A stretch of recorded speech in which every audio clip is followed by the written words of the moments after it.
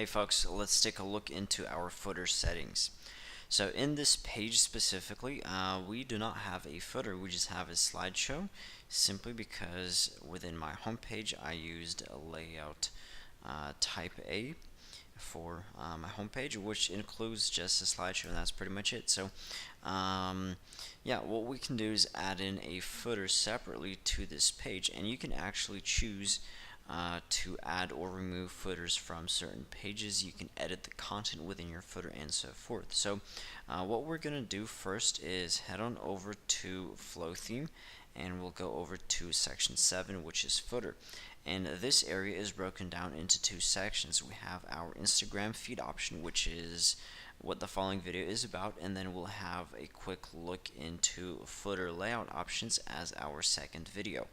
So looking into Instagram feed option, first of all, you choose whether or not you want to enable or disable this option. If you choose to show your Instagram feed, you then choose the layout that you prefer. As you can see, we have a number of different layouts to choose from. Next off, you get to choose your image source. This is where things get pretty interesting. You can choose the standard option to have a live Instagram feed through our Flow Instagram plugin. To install that plugin, head on over to Flothemes/plugins, install or download and install that plugin. Add in your user ID and access token details. We have separate videos on that as well. So add in that information, and essentially the plugin will be activated.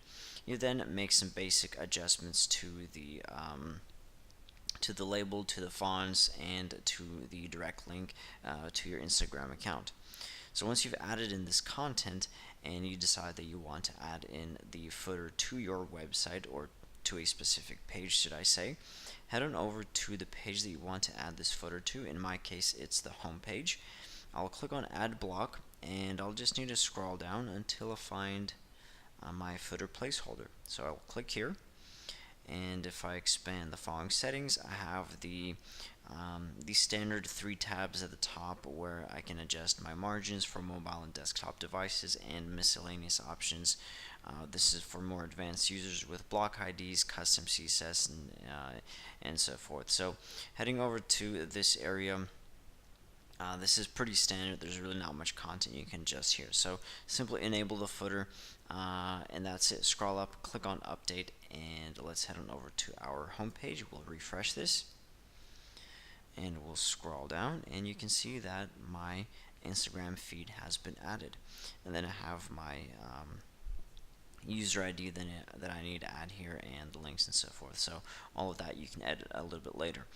Now let's take a look into layout number 2, or option number 2, whereby you can upload images as your Instagram feed. So this is kind of I guess a tricky thing, whereby if your content on your Instagram feed does not always reflect what you have on your website in terms of style and so forth, you can actually choose specific images that you want to showcase here. And this is great because not all of our Instagram images are the best, not all are suitable for our homepage, and so on and so forth. So, and honestly, users, your website visitors won't really know the difference whether this is a live feed or if these images are hand selected by you specifically. So a very convenient option to have as well.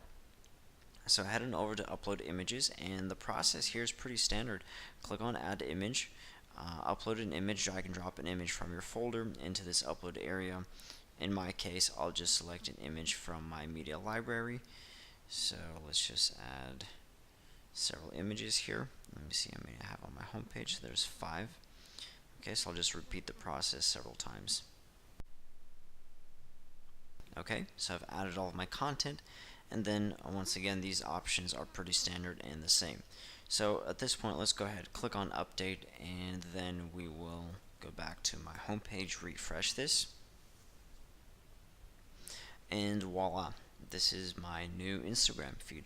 Once again, it looks pretty legit. Nobody knows that these are hand selected images.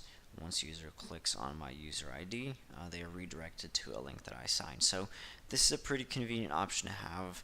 I'd say it's very convenient. So Look into it, see which option works best for you, depending on your content and so forth. But yeah, this is it in terms of the Instagram options and the Instagram settings that we have within the footer. And in our next video, let's take a look into some of the footer options that we have and go through those in a little bit more detail. Alright, so I'll see you guys there.